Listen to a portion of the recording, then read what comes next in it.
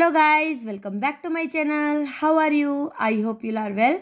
So today we are going to start with the very first chapter, that is the best Christmas present in the world, and I'm having book with me, Honeydew class 8. So before starting my video, I would like to thank to all who have subscribed my channel. If you have not done, please do subscribe and share with your friends so that you can take the benefit of my videos that I upload on daily basis. So let us start. This story is written by Michael Mapogo, and he is an English writer, and he was famous for children laureate between 2003 to 2005, and his famous work is the war horse. ठीक है, war horse 1982 में जो उन्होंने लिखा था. तो ये कुछ बेसिक्स थिंग थी जो राइटर के बारे में आपको पता होनी चाहिए.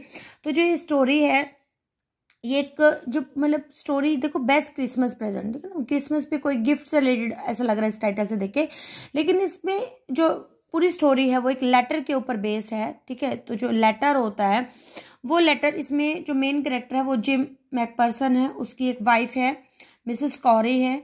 ठीक है, तो जिम मैकपर्सन और मतलब अपनी वाइफ मिस कॉरी को एक लेटर लिखते हैं, तो वो उससे रिलेटेड है ये स्टोरी. ठीक है, तो जैसे ही ये हमारा चैप्टर है मतलब 3 पार्ट्स में डिवाइडेड है. हम इस वीडियो में फर्स्ट पार्ट ही डिस्कस करने वाले हैं. तो जो फर्स्ट पार्ट की जो स्टार्टिंग होती है वो नरेटर से होती है. ठीक है, नरेटर को क्या है, एक रोल टॉप डेस्क मिलता है, और जो रोल टॉप डेस्क मिलता है वो एक क्लम्सली मैंडेड होता है. ठीक है, मतलब बैडली रिपेयर्ड होता है, और उस पर कुछ स्कॉच मार्क्स भी होते हैं. तो और वो ओक ट्री का बना होता है, तो उसको ना मतलब वैसे न्यू उसको खरीदना चाह रहा था, लेकिन वो एक्सपेंसिव था, तो इसलिए वो जंक शॉप से उसको सेकेंड हैंड मतलब शॉप से उसको ले लेता है. ठीक है, तो जब उसको रिपेयर करता है तो क्या होता है कि उसमें से एक उसको एक बॉक्स मिलता है, और उस बॉक्स में से एक लेटर होता है जो हमें इस स्टोरी में पढ़ने वाले हैं. ठीक है, तो कुछ ब्रीफ इंस्ट्रक्शंस थी जो मैंने आपको बता दी मतलब स्टार्टिंग से, मतलब लेसन करने से पहले. तो चलो लेट स्टार्ट. तो I spotted it in a junk shop in Bridport, a roll top desk. I कौन है यहाँ पे, ये थोड़ा इसमें पेज थोड़ा सा टाइट है, तो आई है यहाँ पे. तो आई कौन होता है, स्पॉटेड. स्पॉटेड का तो देखा. ठीक है, it in a junk shop. Junk shop क्या होता है, जहाँ पे हमारी जैसे घर में पुरानी हो जाती है ना, उन्हें हम मतलब दे देते हैं, किसी शॉप पे दे देते हैं, तो वो सेकेंड हैंड शॉप बोलते हैं इसको, जंक शॉप को, इन ब्रिडपॉर्ट. ठीक है, ब्रिडपॉर्ट में उस जंक शॉप में उसने एक क्या देखा, अ रोल टॉप डेस्क. उसने एक रोल टॉप डेस्क देखा, एक टेबल देखी जो मतलब उसमें ड्रॉयर्स वगैरह होते हैं ना, जैसे आप घरों में कंप्यूटर वगैरह की टेबल्स होती हैं, तो उसमें ड्रॉयर भी थे, उसको रोल टॉप डेस्क बोला गया टेबल को. The man said it was early 19th century and ओ. तो जिस शॉप पे जाता है तो वहाँ पे जो आदमी होता है वो उसे बोलते हैं कि भाई ये 19th century की थी और ओक से बनी हुई थी जो टेबल थी. I had wanted one. जो नरेटर था वो उसे खरीदना चाहता था, but they were far too expensive. लेकिन वो जो टेबल थी वो बहुत ज़्यादा महंगी थी. This was the in a bad condition, the role top desk in several pieces. और जो ये वाली टेबल थी बहुत बुरी कंडीशन में थी, और उसमें कुछ पीसेस में थी, मतलब वो द लेग क्लम्सली मैंडेड. जो उसकी एक लेग थी वो पूरी तरीके मतलब बैडली रिपेयर थी, उस पर स्कॉच मार्क्स भी थे ऑल डाउन वन साइड. एक साइड से मतलब जैसे आग लगने की वजह से क्या होता है, कुछ बर्न मार्क्स हो जाते हैं ना, तो वो थे वे. It was going for a very little money. और वो जो टेबल थी वो बहुत कम पैसों में मिल रही थी.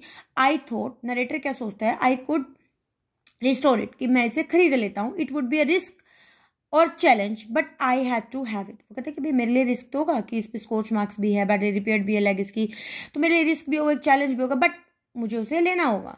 आई paid the man and brought it back to my work room at the back of the garage.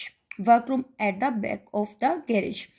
Paid, मैंने उस आदमी को पैसे दिए और उसको मैंने खरीद लिया. और उसको वर्क रूम क्या होता है, जहाँ पे एक घर में एक ऐसा रूम जहाँ पे हम चीज़ों को ठीक करते हैं, वहाँ पे गैरेज के पीछे उसको ले आता है.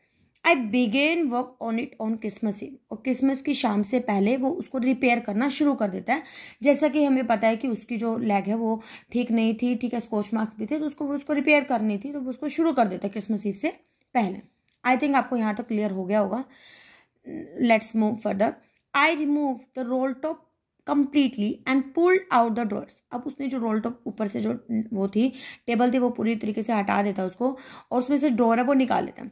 The veneer had lifted almost everywhere, जो उस पर जो प्लाई होते हैं ना ऊपर से जो प्लास्टिक कवर होते हैं उसमें पूरी तरीके से वहाँ से उठा हुआ था वो। ये देखो आपके पिक्चर में जैसे टेबल है ना, इस तरीके की टेबल थी वो। It look like water damage to me, वो कहते कि ऐसा लग रहा था जैसे पानी ने उसको मतलब कि खराब कर दिया। But both fire and water has clearly taken their toll in on this desk. Taken their toll का मतलब होता है डैमेज, कि ऐसा लग रहा था कि फायर से जैसे स्कॉच मार्क्स बन गए थे, वाटर से जो वनीर है वो खराब हो गई थी, तो ऐसा लग रहा था कि रोल टॉप डेस्क ऊपर से सारा खराब कर दिया। The last drawer was stuck fast, जो लास्ट ड्रॉयर था जैसे इसमें टेबल में आप देख रहे हो पिक्चर में, जो लास्ट वाला ड्रॉयर था वो भी इसमें फंसा हुआ था। I tried all I could to ease it out gently, मैंने बहुत कोशिश करी कि मैं इजिली उसको निकाल पाऊँ। And in the and I use brute force. Brute force क्या होता है? स्ट्रॉन्ग फोर्स, की लास्ट में उसने बहुत ज़्यादा जोर लगाया, जैसे कोई चीज़ फंस जाती है ना, धक्का लगाते ना, तो उसमें I stuck it sharply with the side my fist and the drawer flew open to reveal a shallow space underneath a secret drawer. I stuck it sharply, कि वो उसको निकालने में ही थोड़ा सा फंस जाता है और एक साइड से फिर वो फिस्ट क्या होता है हथेली से थोड़ा प्रेस करता है और ड्रॉयर को बाहर की तरफ निकालता है, तो उसमें एक रिवील होता है, पता लगता है उसको एक वहाँ पे एक शैलो होता है, डीप स्पेस बना होता है, उसके नीचे एक सीक्रेट ड्रॉयर भी होता है। अंडरनीथ के तो नीचे एक सीक्रेट ड्रॉर होता है। There was a something there, ठीक है, वहां पे ऐसे उसे ऐसा लगा कि कुछ है यहाँ पे। I reached in and took out a small black tin box, sellotape to the top of it was a piece of line note paper and written on it in a shaky hand writing. अब वो उसने वो खोल लिया, dryer खोल लिया, ठीक है, उसमें से उसको एक छोटे से उस मतलब ब्लैक कलर का एक टिन बॉक्स मिलता है जो सैलो टेप्ड होता है ऊपर से, और उसमें कुछ नोट पेपर भी होता है, और उस नोट पेपर पे एक मतलब कि जैसे शेकी क्या होता है, हिली हुई हैंड राइटिंग से वो लिखा होता है, ठीक है। तो उसमें क्या लिखा होता है? जिम लास्ट लेटर, कि जिम का लास्ट लेटर है, रिसीव जनवरी 25 1915, कि जिम का एक लास्ट लेटर रिसीव होता है, वो कब होता है? 25 जनवरी 1915। To be buried with me when the time comes. और ये जो फ्रेज है इसका मतलब क्या होता है कि इस लेटर को मेरे साथ ही दफनाया जाए जब टाइम आएगा। बरी क्या होता है? दफनाना, जब मरने के बाद जिस चीज़ को जला देते हैं ना, जैसे मर जाते हैं, किसी की डेथ हो जाती है तो उसको जला देते हैं उसके साथ, तो उसको बरी बोलते हैं। तो वो कहते हैं कि इस लेटर को भी मेरे साथ ही दफनाया जाए जब टाइम आएगा। तो इस लाइन से क्या प्रेजेंट होता है कि भाई शायद जो जिम एक पर्सन है वो वॉर में से कभी वापस नहीं आता है। I knew as I did it was wrong of me to open the box. अब नरेटर को लग रहा था कि मुझे पता था कि ये मेरे लिए गलत है, मैं उस बॉक्स को ओपन कर रहा हूँ, but curiosity got the better of my scruples. लेकिन जो एक फीलिंग आती है कि ना हम कोई काम कर रहे थे कि गलत है, लेकिन वो फीलिंग थोड़ा हावी हो जाती है उसके ऊपर, तो जो उसकी इच्छा होती है देखने की ना वो बहुत ज़्यादा हो जाती है। इट यूजली डज, और ऐसा होता है और वैसा करता है।